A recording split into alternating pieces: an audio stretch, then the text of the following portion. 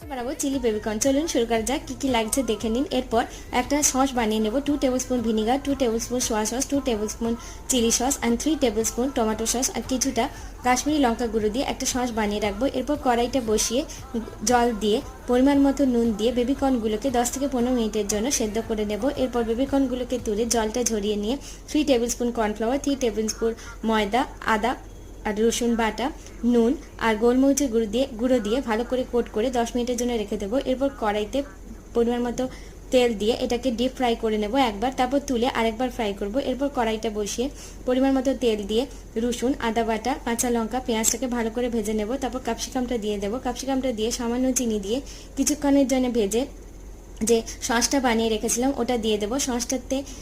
এরপর বেবিকর্নগুলো দিয়ে দেবো, দিয়ে ভালো করে মিক্স করে নিয়ে এরপর 2 টেবিলস্পুন কর্নফ্লাওয়ার জলে গুলে দিয়ে কিছুক্ষণের জন্য নেড়ে চেড়ে নামিয়ে নিলেই তৈরি